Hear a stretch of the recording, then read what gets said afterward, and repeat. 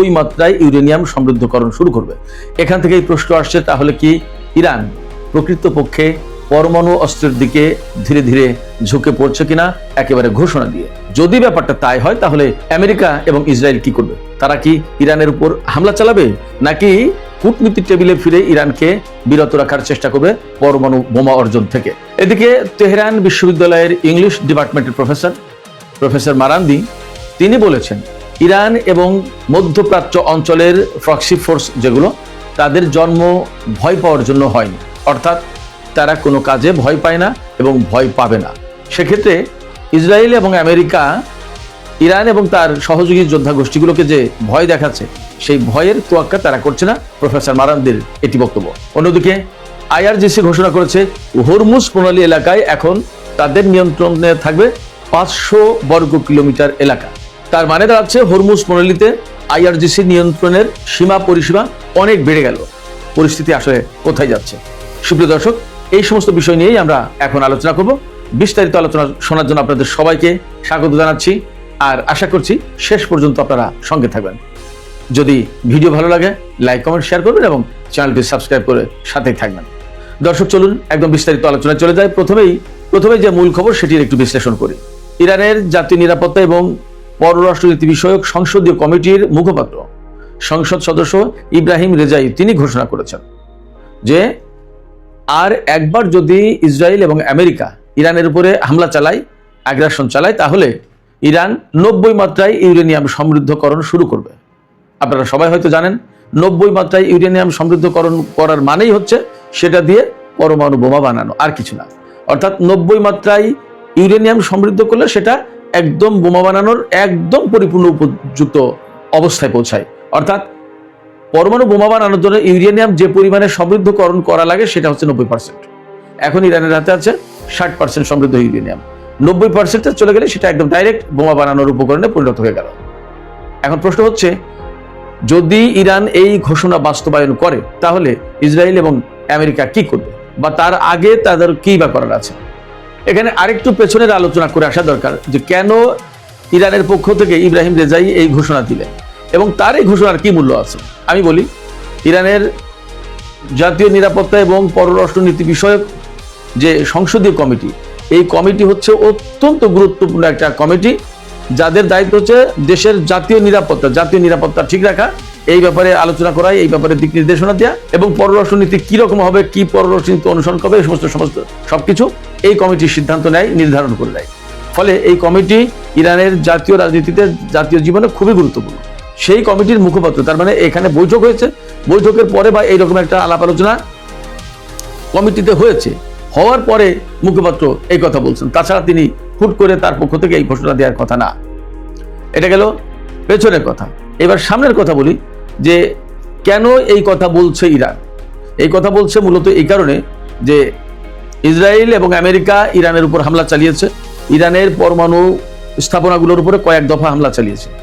এরপরে ইস্পাহানে America pilot উদ্ধারের নামে যে অভিযান চালিয়েছে, মূলত সেটা সমৃদ্ধ ইউরেনিয়াম, 60 মাত্রায় যে সমৃদ্ধ ইউরেনিয়াম আছে, সেই ইউরেনিয়াম ছিনতাই করার জন্য বা লুট করে নিয়ে যাওয়ার জন্য বা কেড়ে নেওয়ার জন্য ইরানের কাছ থেকে ওই অভিযান চালিয়েছিল, কিন্তু নাম দিয়েছিল পাইলট উদ্ধারের অভিযান। আমি প্রথম দিনেই, সম্ভবত আমার আগে এই প্রশ্ন কেউ তুলেননি, আমি প্রথম দিনেই প্রশ্ন তুলেছিলাম যে বিমান বিধ্বস্ত হয়েছে খুজেস্তানে, আর ইরানের মধ্যাঞ্চলে কেন, এই ইস্পাহানের কাছে কেন পাইলট উদ্ধারের অভিযান? খুজেস্তান থেকে ইস্পাহানের দূরত্ব প্রায় 500 কিলোমিটার। ব্যাপারটা কি? এবং আমি সন্দেহ প্রকাশ করেছিলাম। তারপর আস্তে আস্তে আস্তে খবর এইভাবেই প্রচার হলো যে মার্কিন বাহিনী বা ইসরায়েল এবং মার্কিন সমন্বিত বাহিনী ওই এলাকায় ইস্পাহানের পরমাণু কেন্দ্র থেকে 60 মাত্রার সমৃদ্ধ ইউরেনিয়াম ছিনতাই করার জন্য অভিযান চালিয়েছিল। তো এটা যেমন একটা ঘটনা ঘটেছে, তেমনি গতকাল মার্কিন টেলিভিশন চ্যানেল CBS এর 60 মিনিটস নামে একটা অনুষ্ঠান আছে, মূলত সাক্ষাৎকার ভিত্তিক অনুষ্ঠান। এই সাক্ষাৎকার ভিত্তিক অনুষ্ঠানে ইসরায়েলের প্রধানমন্ত্রী নেতানিয়াহু তিনি বলেছেন যে ইরানের কাছ থেকে যতক্ষণ পর্যন্ত না ইউরেনিয়াম, 60 মাত্রার সমৃদ্ধ ইউরেনিয়াম নিয়ে নেওয়া হচ্ছে, ততক্ষণ পর্যন্ত যুদ্ধ শেষ হচ্ছে না। খেয়াল করুন, ইসরায়েলের সাথে আমেরিকার সম্পর্কটা কি, এবং ইসরায়েল ইরানের কাছ থেকে এই পরমাণু, এই সমৃদ্ধ ইউরেনিয়াম কেড়ে নেওয়ার কে? প্রশ্ন হচ্ছে, এর জন্য তো জাতিসংঘ আছে, এর জন্য তো IAEA আছে, জাতিসংঘ নিরাপত্তা পরিষদ আছে। কেন আমেরিকা এবং ইসরায়েল কেড়ে নিতে আসবে সে প্রশ্ন কিন্তু থেকে যাচ্ছে। ইসরায়েলের প্রধানমন্ত্রী যে বক্তব্য দিচ্ছেন যে এই 60 মাত্রার ইউরেনিয়াম যতক্ষণ পর্যন্ত ইরানের কাছ থেকে তারা না নিয়ে নিতে পারছেন ততক্ষণ পর্যন্ত যুদ্ধ শেষ হবে না। এর মানে হচ্ছে ইসরায়েল এবং আমেরিকা ইরানের বিরুদ্ধে আবার যুদ্ধ করবে বা হামলা চালাবে। তো তাই যদি হয়, সেই জায়গায় ইরানের এই রাজনীতিবিদ সংসদ সদস্য ইব্রাহিম রেজাই তিনি বলছেন যদি আর একবার হামলা চালায় তাহলে কিন্তু আমরা 60 মাত্রায় না, আমরা এটা 90 মাত্রায় এনরিচ করবো। তারপরে আর এই এনরিচড ইউরেনিয়াম দিয়ে ইরান কি করবে সে কথা তিনি বলেননি, কিন্তু মোটামুটি তো বোঝাই যায় 90 মাত্রায় ইউরেনিয়াম যখন সমৃদ্ধ হবে তখন তো সেটা দিয়ে পরমাণু বোমা বানাতে হবে। এখন ইরান যদি এই ঘোষণা বাস্তবায়ন করে তাহলে ইসরায়েল এবং আমেরিকা কি করবে প্রশ্ন কিন্তু আসছে। দুইটা অপশন তাদের সামনে থাকবে মেইনলি। একটা হচ্ছে যে তারা হয় ইরানের উপর হামলা চালাবে, আর না হয় ইরানকে কূটনীতি পথে অর্থাৎ কূটনীতি টেবিলে আলোচনার টেবিলে ফিরে আনবে। কিন্তু আমি আপনাদেরকে বলি, প্রেসিডেন্ট ডোনাল্ড ট্রাম্প যে মেজাজে বা যে মন মানসিকতার লোক, তাতে তিনি কোনো ডিপ্লোমেসি দীর্ঘ সময় ধরে নার্সিং করে বা প্রক্রিয়া মেনটেন করে সেই ডিপ্লোমেসি যে একটা সুনির্দিষ্ট লক্ষ্য থাকে, সেই লক্ষ্যে যে উনি পৌঁছাবেন এই ধৈর্য উনার নেই, ইনি পারবেন না। তাহলে কি হবে? তাহলে হামলা করে ফেলতে হবে। আর যদি হামলাই করে তাহলে ওই যে 90 মাত্রায় এনরিচ করে ফেলবে। সেক্ষেত্রে ইউরেনিয়াম যে সমৃদ্ধ ইউরেনিয়াম, এই সমৃদ্ধ ইউরেনিয়াম ইরানের কাছ থেকে ছিনতাই করা না করার প্রশ্নে অনেক বড় কিছু ঘটনা ঘটে যেতে পারে। অর্থাৎ যদি আমেরিকা এবং ইসরায়েল ইরানের কাছ থেকে এই ইউরেনিয়াম কেড়ে নেওয়ার চেষ্টা করে তাহলে আলটিমেটলি ইরানকে আমেরিকা এবং ইসরায়েলের বিরুদ্ধে যুদ্ধ করতে হবে, কারণ তারা তো হামলা চালাতে হবে, অতএব মোকাবেলা করতে হবে, পরে বড় রকমের সংঘাত শুরু হয়ে যেতে পারে। আর যদি এই হামলা হয় তাহলে তো ঘোষণা মতো তারা 90% এনরিচমেন্ট করে ফেলবে। ফলে মোটামুটিভাবে ধারণা করা যায় যে তাহলে সম্ভবত ইরান আর আগের ঘোষণায় থাকবে না, তাহলে হয়তো তারা প্রকাশ্যেই পরমাণু অস্ত্র কর্মসূচির দিকে চলে যেতে পারে বা চলে যাবে। এদিকে ইরানের জবাব পাওয়ার পর মার্কিন প্রেসিডেন্ট ডোনাল্ড ট্রাম্প এবং নেতানিয়াহু, ইসরায়েলের প্রধানমন্ত্রী নেতানিয়াহু ইরানের বিরুদ্ধে হামলা চালাবে বলে যে সমস্ত হুমকি ধমকি দিচ্ছেন, এই ব্যাপারে তেহরান ইউনিভার্সিটির ইংলিশ ডিপার্টমেন্টের প্রফেসর মারান্তি তিনি বলেছেন যে ইরানকে হুমকি ধমকি দিয়ে ভয় দেখিয়ে কোনো লাভ নেই। ইরান এবং মধ্যপ্রাচ্যের যে প্রক্সি ফোর্স তাদের জন্ম হয়েছে ভয় পাওয়ার জন্য না, অর্থাৎ ভয় তারা পাবে না, ভয় দিয়ে তাদের কোনো লাভ নেই, ভয় দেখিয়ে কোনো লাভ নেই। প্রফেসর মারান্তির এই বক্তব্যের অর্থ হচ্ছে যে ইরান মূলত সুদীর্ঘ কাল থেকে শহীদি পথ বেছে নিয়েছে, ত্যাগের পথ বেছে নিয়েছে, কারবালার যে আদর্শ সেই আদর্শের পথটা বেছে নিয়েছে। ফলে ইরানি জাতিকে মৃত্যুর ভয় দেখে কোনো লাভ নেই, তারা এই মৃত্যুর ভয়টাকে মূলত ডান পকেটে বা বাম পকেটে রেখে দেয়। আমার কাছে অনেকেই প্রশ্ন করেন যে ইরান কেন পরমাণু বোমা বানাচ্ছে না, বা কেন এই 60 মাত্রায় নিয়ে বসে আছে, আরো বেশি বানায় না কেন, ইত্যাদি ইত্যাদি। আমি সবসময় তাদেরকে বলি যে ইরান তার পরিকল্পনা মতো, তার কৌশল মতো সবকিছু কাজ করবে, হুট করে কোনো কাজ করবে না, আবার হুট করে কোনো কাজ বন্ধও করে দেবে না। সেক্ষেত্রে যদি ইরান মনে করে যে আমাদের এখন 60 মাত্রায় না 90 মাত্রায় ইউরেনিয়াম সমৃদ্ধ করা দরকার, বা আমাদের এখন পরমাণু বোমা বানানোর দরকার, যদি তারা মনে করে তাহলে তারা সেটা নিজেদের মতো করে সিদ্ধান্ত নেবে। এখানে আসলে কারোর পার্সুয়েট করার কোনো প্রয়োজন নেই, প্রশ্ন নেই। একই সাথে আরেকটা প্রশ্ন আসে, ইরান যে তার এই সমৃদ্ধ ইউরেনিয়াম 60 মাত্রার সমৃদ্ধ ইউরেনিয়াম এগুলো কোথায় রেখেছে? ইরানের পক্ষ থেকে বা বিভিন্ন জায়গা থেকে বলা হয় যে এই ইউরেনিয়াম সম্ভবত ইস্পাহানের পরমাণু স্থাপনায়। কিন্তু আমি আপনাদেরকে বলি, ইস্পাহানে কিন্তু কয়েকবার হামলা চালানোর চেষ্টা করেছে ইসরায়েল এবং আমেরিকা, যদিও সেই হামলা খুব সফল হয়নি। তবে আমি আপনাদেরকে বলি, আমার কাছে মনে হয় যে ইরান ইস্পাহানে এই সমৃদ্ধ ইউরেনিয়াম রাখি দিয়ে তারা এমন একটা গোপন জায়গায় রেখেছে যা কেউ জানে না। ইস্পাহান তো সবাই চেনে বলা যায় এবং অনেকের কাছেই পরিচিত। ইরান এই কাজটা করবে না, ইরান এমন কিছু করবে যা কেউ জানতেই পারবে না। আমি সবসময় বলি, ইরানের পরমাণু কর্মসূচি বা ক্ষেপণাস্ত্র কর্মসূচি এমন গোপনের কোন নিচে কোন আড়ালে তা কেউ জানেও না। এবং ইরানের যেহেতু বিশাল বিশাল বড় বড় পাহাড়, দুর্গম পাহাড়, পাথুরে পাহাড়, এই পাহাড়ের নিচেই কতশো ফুট নিচেই এই সুড়ঙ্গ কেটে গর্ত করে এই সমস্ত স্থাপনা নির্মাণ করা হয়েছে, তার কোনো ঠিক ঠিকানা আছে? এগুলো কারো পক্ষে আসলে উদ্ধার করা সম্ভব না। যদি ব্যাপারটা তাই হয় তাহলে আমেরিকা এবং ইসরায়েল হামলা চালিয়ে কি করবে? এবং আমি এখানে আরেকটি প্রশ্ন তুলে আজকের আলোচনা শেষ করবো, সেটি হচ্ছে যে ইরান যে 90 মাত্রায় ইউরেনিয়াম সমৃদ্ধ করেনি অথবা পরমাণু অস্ত্র বানায়নি তার নিশ্চয়তা কোথায়? একটা বিষয় খেয়াল করবেন, ইরান যখন কোনো কিছু ঘোষণা দেয় তখন মোটামুটি ভাবে ধরে নেওয়া যায় যে এই কাজ খানিকটা করে ফেলেছে বা এই কাজ করা হয়ে গেছে, তাই ঘোষণা দিচ্ছে। কারণ এই যে ঘোষণা 90% ঘোষণা দিল, এটা তো আন্তর্জাতিক অঙ্গন থেকে কেউ সাপোর্ট দেবে না। তাহলে অতএব এটা করে নিয়ে তারপর ঘোষণা দিয়েছে, এখন বলে যে এই যে আমাদের হাতে আছে, এখন কি করবা, হয়তো বা এরকম হতে পারে। তো সেক্ষেত্রে আমাদের এখন অপেক্ষা করার ব্যাপার, দেখা যাক কি হয়। ইরান আসলেই 90 মাত্রায় ইউরেনিয়াম সমৃদ্ধ করেছে, এরা কি করবে, এবং যদি 90 মাত্রায় সমৃদ্ধ ইউরেনিয়াম করে থাকে তাহলে পরমাণু বোমা বানিয়েছে, নাকি সমৃদ্ধ করার পরে বানাবে, নাকি ইউরেনিয়াম সমৃদ্ধ করার পরে এটা ওই 60 মাত্রায় সমৃদ্ধ করা ইউরেনিয়ামের মতো ফেলে রাখবে। নানান কথা, নানান আলোচনা, প্রয়োজনীয় যুদ্ধ, সংঘাত, ডিপ্লোমেসি সব চলতে থাকবে। আসলে কোনটা, সে প্রশ্ন কিন্তু থেকেই যাচ্ছে। তো সুপ্রিয় দর্শক, এখনকার আলোচনা এখানে শেষ করতে চাই। যাবার আগে আপনাদের কাছে জানতে চাই আপনারা কি ভাবছেন। এই যে ইরান ইউরেনিয়াম এনরিচ করার ঘোষণা দিল 90 মাত্রায়, যা থেকে পরমাণু বোমা বানানো যায়, আসলে কি ইরান শুধুই ঘোষণা দিচ্ছে নাকি অলরেডি তারা করে ফেলেছে, এবং এই ঘোষণা দিয়ে কি এখানেই থেমে থাকবে নাকি তারা পরমাণু বোমার দিকে যাবে? আপনাদের কি মনে হয়? আপনাদের মতামত কমেন্টে জানাতে পারেন। আর ভিডিও ভালো লাগলে লাইক, কমেন্ট, শেয়ার করবেন এবং চ্যানেলটি সাবস্ক্রাইব করে সাথেই থাকবেন। অ্যাটম বোমা বানাতে ইরানের পাশে এবার উত্তর কোরিয়া। এটা বহুল আলোচিত এবং চর্চিত একটা বিষয় যে উত্তর কোরিয়াকে পারমাণবিক অস্ত্রে ইরানকে দীক্ষিত করতে কোনো ধরনের চেষ্টা চালাচ্ছে। উত্তর কোরিয়ার সঙ্গে ইরানের সম্পর্কই বা কি? দেখুন, শত্রুর শত্রু বন্ধু, এই তো হচ্ছে নিয়ম। মানে যেহেতু মার্কিন যুক্তরাষ্ট্রের চোখে উত্তর কোরিয়া হচ্ছে শত্রু রাষ্ট্র, আর এ কারণেই উত্তর কোরিয়া ইরানের পক্ষে আছে।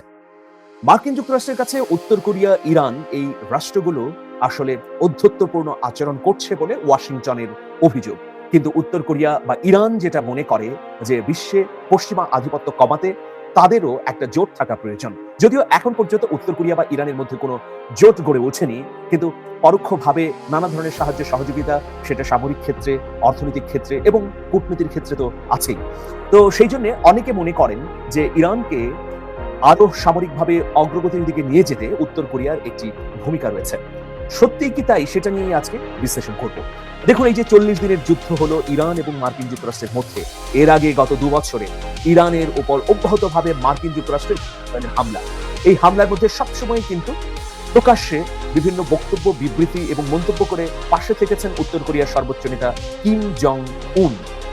প্রিয় দর্শক, তবে উত্তর কোরিয়ার গোয়েন্দা সংস্থা সাম্প্রতিক সময়ে বলছে যে তারা একটা নিরাপদ দূরত্ব বজায় রাখছে ইরানের সঙ্গে, কারণ ইরানের যে যুদ্ধ, এটি অত্যন্ত বিপজ্জনক, এর পক্ষে বা বিপক্ষে যাবার কোনো সুযোগ নেই। তবে পেন্টাগনের কর্মকর্তারা বলছেন যে ইরান এই 40 দিনের যুদ্ধে যেসব ক্ষেপণাস্ত্র হামলা করেছে বা প্রয়োগ করেছে, এর মধ্যে উত্তর কোরিয়ার বিভিন্ন মডেলের ক্ষেপণাস্ত্র রয়েছে।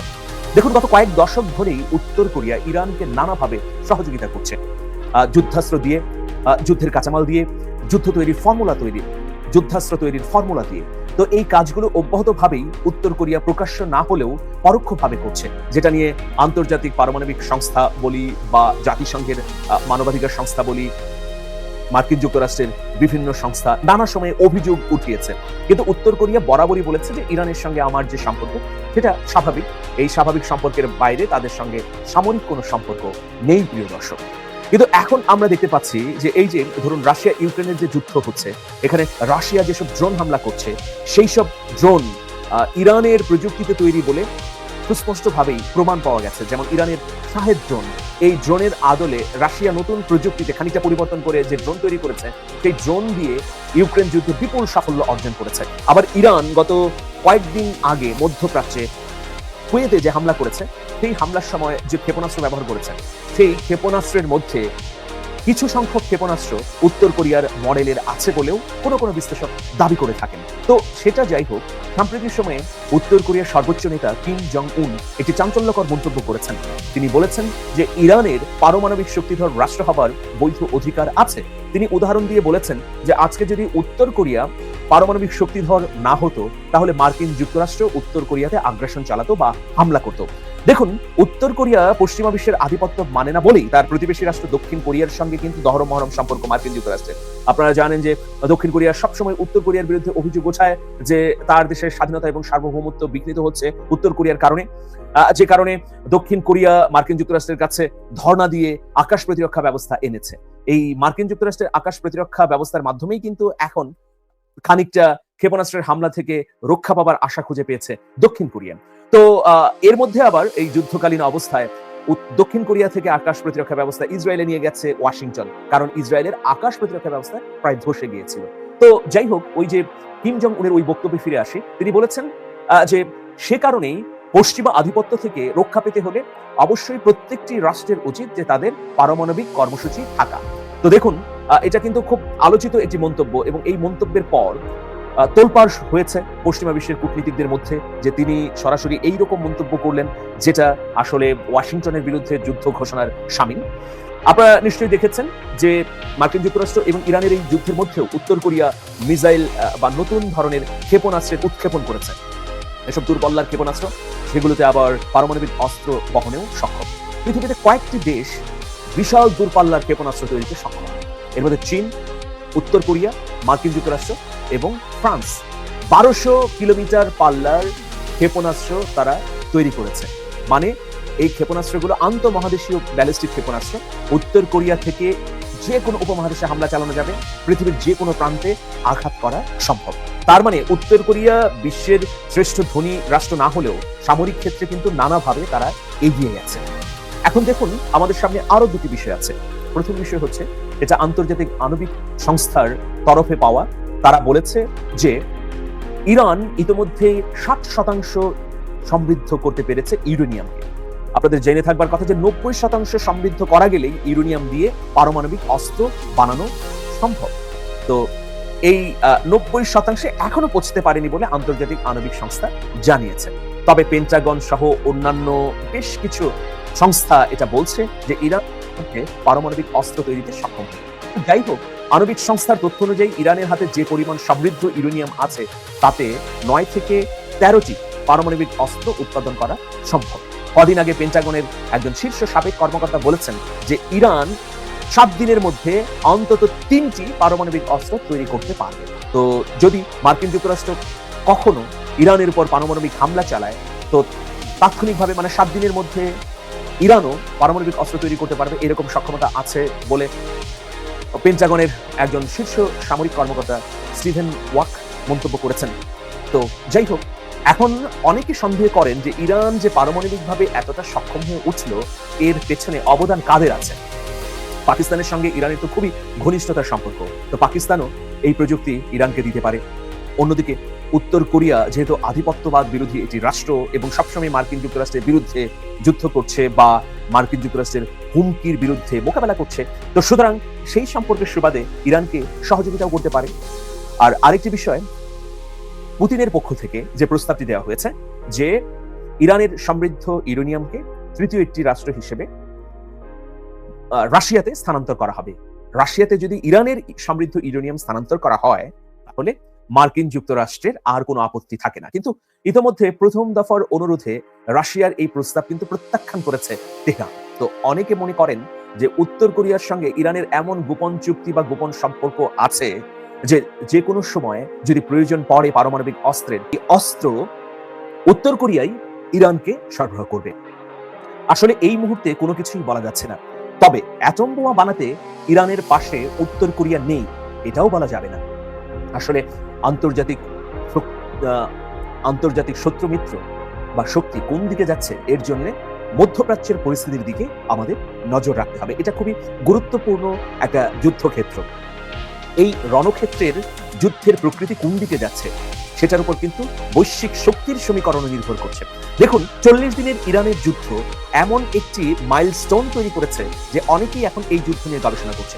উত্তর কোরিয়া যুদ্ধের প্রত্যেকটি ধাপ পুঙ্খানুপুঙ্খভাবে বিশ্লেষণ করছে এই কারণে যে ভবিষ্যতে যদি মার্কিন যুক্তরাষ্ট্রের সঙ্গে যুদ্ধ করতেই হয়, তাহলে যেন দুর্বার গতিতে সাফল্য আনতে পারে।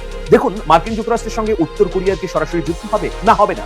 হয়তো দক্ষিণ কোরিয়াকে দিয়ে উত্তর কোরিয়ার বিরুদ্ধে যুদ্ধ করাবে মার্কিন যুক্তরাষ্ট্র, আর সেই যুদ্ধে অপ্রতিরোধ্য হয়েই বিজয়ী হতে চায় কিম জং উন।